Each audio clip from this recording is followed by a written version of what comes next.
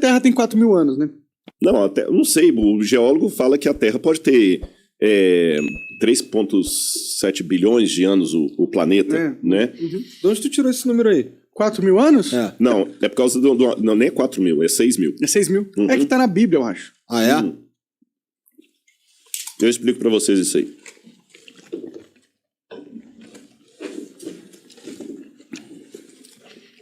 No Gênesis tem a idade dos patriarcas. Tanto fulano viveu tantos anos, tirou fulano, viveu tantos anos.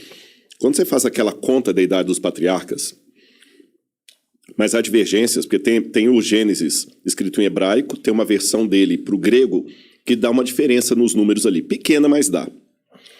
Mas dá em torno de um pouco mais de 6 mil anos, desde aquele período ali até hoje. Números aproximados, tá bom? Aí o que acontece? Então a Terra tem 6 mil anos. Quando você cruza isso com o paleontólogo que fala assim, não, tem milhões de anos, isso que parece uma estupidez, uma tonteria, mas vamos com calma. Em primeiro lugar, a invenção da escrita. Se você pegar os primeiros livros que estudaram a invenção da escrita no século XIX, eles falavam que a escrita foi inventada em 5.000 a.C. Depois 4.000, 3.800, 6.500. Hoje, na melhor das hipóteses, a invenção da escrita é de 3.100 para cá. Você entendeu? Então, de história escrita mesmo, eu tenho em torno disso aí. Uhum. De história registrada. Escrita registrada. E esquece a Bíblia por enquanto. Daqui a pouco eu vou na Bíblia. E as manchas na parede. Exatamente. Da caverna. Exatamente. Aí, o que vai daí para trás tem um pouco de especulação. Mas vamos devagar. Deixa eu falar da questão do crente. Teve um bispo chamado Asher, que ele fez as contas dele lá e ele colocou até a data e a hora da criação de Adão.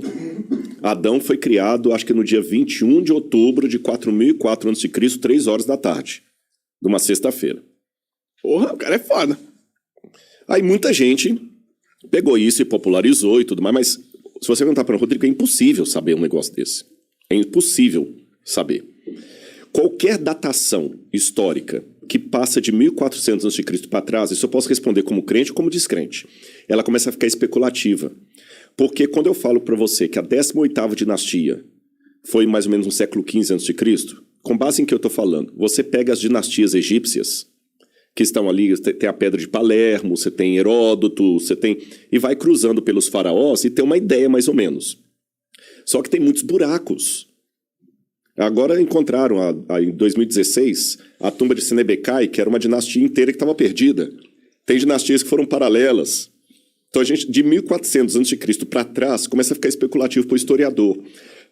Quando eu pego a Suméria, na Mesopotâmia, os caras falavam assim, olha, isso aqui aconteceu no 3º ano do reinado do rei Ibibissim, rei de Ur. Tá, mas o 3º ano do reinado de Ibibissim significa o quê? Eles não tinham um calendário padrão. Então, você fala assim, pô, o Igor já está trabalhando aqui, já tem 2 anos. Então, no 2º ano de trabalho do Igor aqui, tá, mas o 2º ano de trabalho do Igor significa o quê? Quando a gente encontra um tablete cuneiforme com uma informação astronômica, cara, isso é muito bom.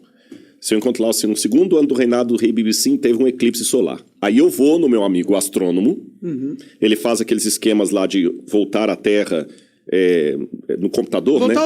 Voltar ao ciclo estelar, né? E ele consegue me falar, no calendário atual que a gente usa, qual foi a hora precisa de um eclipse solar visível na Mesopotâmia, naquela região. Se tinha, até dá para ver se tinha nuvem, se não tinha nuvem. Caramba, é muito bom isso. Eu usei isso para falar de datação da morte de Cristo e tudo mais. Não como um astrônomo, que eu não sou astrônomo. Isso aí você põe na mão do cara e ele te devolve. Opa, então no dia 23 de abril de 2005, é isso aqui. Aí eu vou descobrir se o cara usava um calendário lunar, solar, lunisolar. É bem... Aí depois que você vai cruzando todos esses dados, lembra quando tinha o CSI que o cara punha na parede a fotografia e ia puxando com os barbantes? Sim. Já fazendo aquele cômputo ali. Então a gente trabalha com algumas evidências, mas certeza histórica absoluta a gente não tem das datações. Sim. Hoje, por essas coisas, a gente chega mais ou menos a 3.100 a.C. O que vai daí para trás é especulativo. Aí o cara olha a parede lá, o desenho rupestre, e já teve o desenho rupestre, só para você ter noção que as datas são altamente especulativas. Sabe a Luzia? Uhum. A Luzia, eu já encontrei umas 4 ou 5 diferentes datações para a Luzia.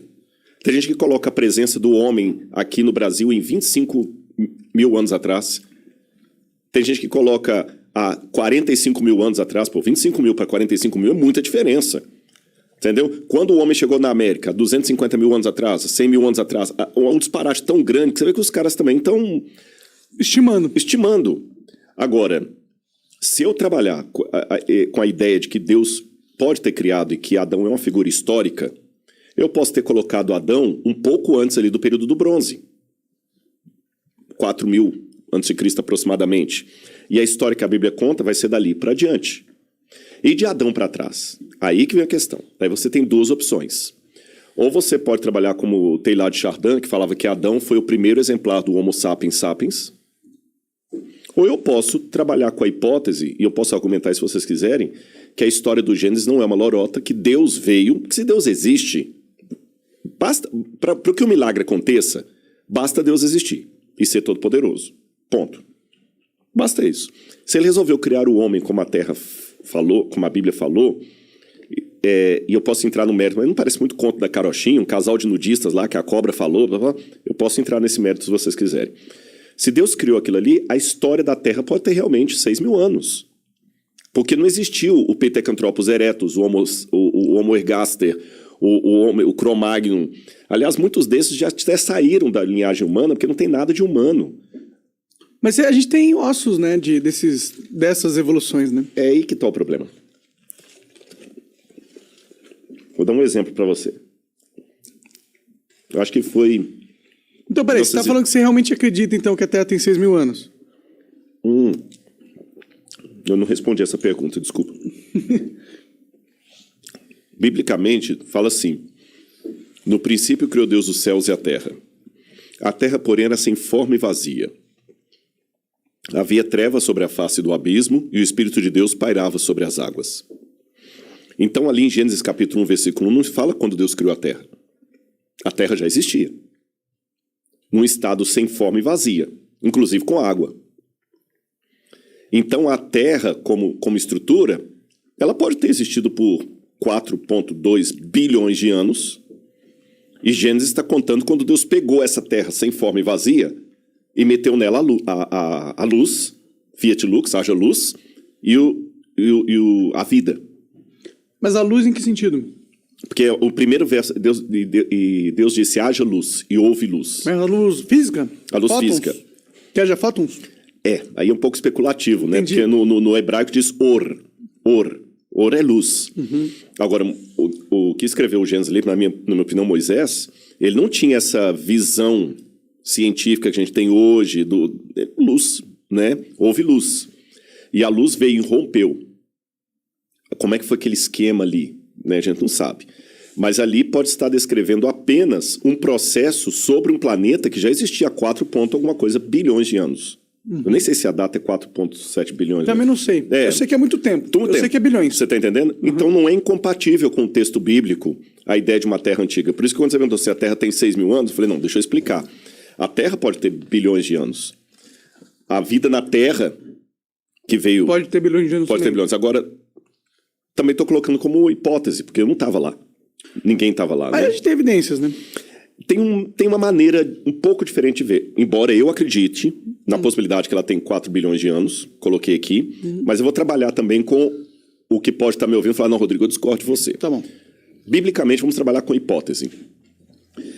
Você sabe que existem processos de envelhecimento não naturais que podem trazer, numa situação muito rápida, o que num processo natural demoraria tempo. Por exemplo, uma pessoa que está com um câncer terminal, o cara está mal. Eu lembro um cara que eu visitei no hospital que estava com AIDS. Coitado, ele já faleceu há muitos anos lá em Uberlândia. Nossa, foi muito dolorido aqueles últimos dias dele lá. E ele era novo, mas a AIDS envelheceu o cara de tal maneira que ele parecia um velho de muito mais anos do que ele tinha. Uma doença envelhece. Guarda isso aí. Vou dar uma informação geológica. Enquanto a gente está conversando aqui, esse prédio, que tem os estúdios aqui de vocês, ele está entrando em Deteriorização? Deteriorização. Ele está deteriorando. Só que isso é um processo tão lento, que vocês não vão ver. É a fissura, é a trinca, é a erosão, é o decaimento do prédio, a gente não vai ver. Agora, se ninguém der manutenção arquitetônica nesse prédio, quanto tempo ele vai durar? 50 anos? 50 anos, vamos botar 50 anos. Aí se eu passar aqui amanhã na rua e o prédio caiu, e eu vi caído, eu vou falar assim, puxa vida, esse prédio já tem 50 anos que foi construído, por isso que ele caiu, porque o processo de decaimento demora 50 anos. Beleza.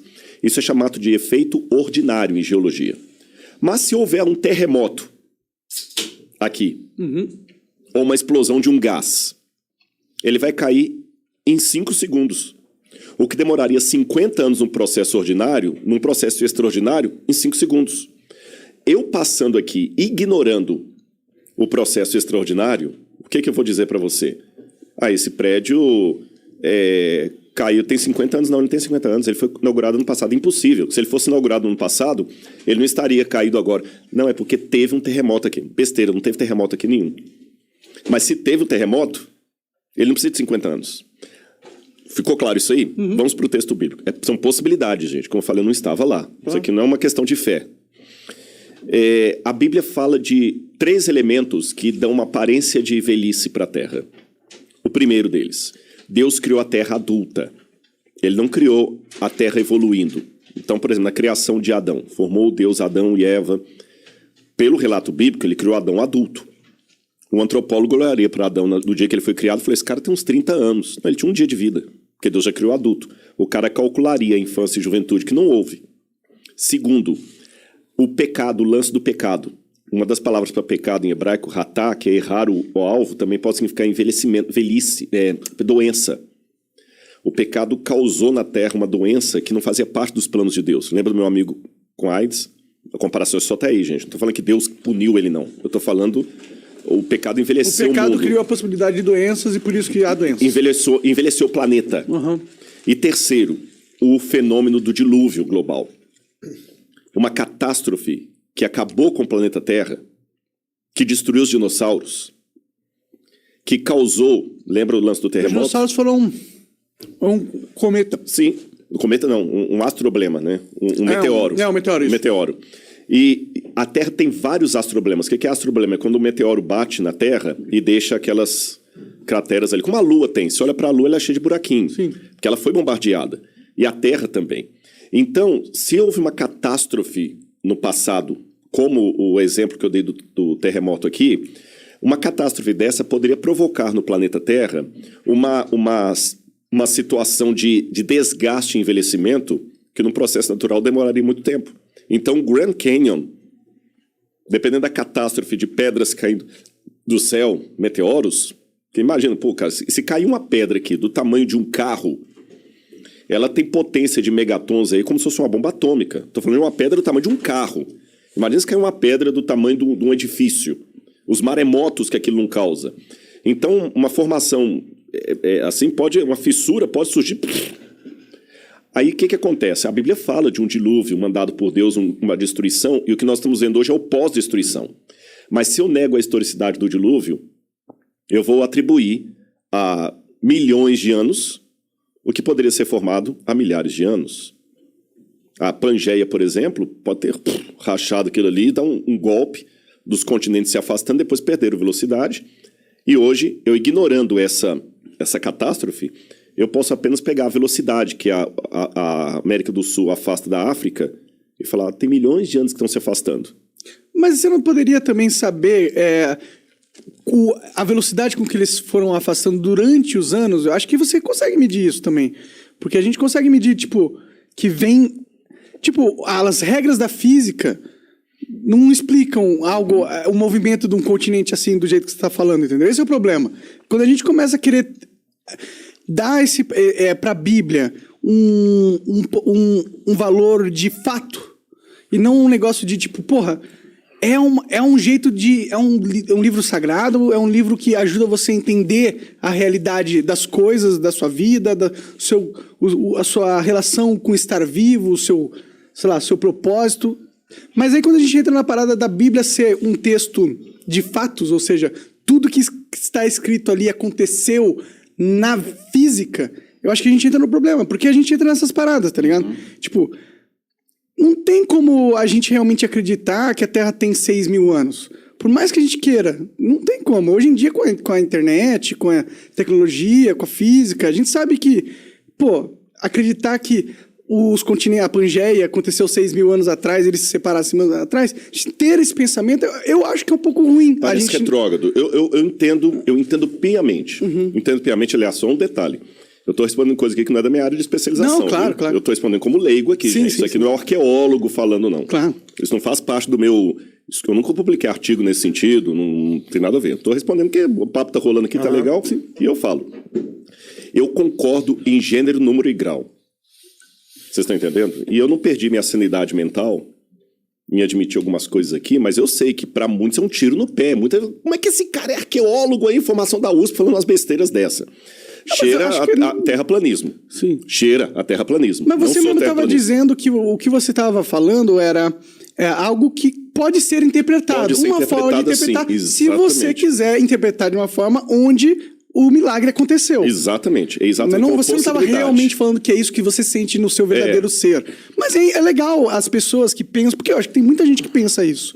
Tem muita gente que acredita que a Terra aconteceu há 6 mil anos atrás e que tudo que está na Bíblia é 100% o que aconteceu. Tipo, não é uma história, como se fosse um diário do que aconteceu na Terra, não uma história, tipo, de fantasia, de certa forma, tá ligado?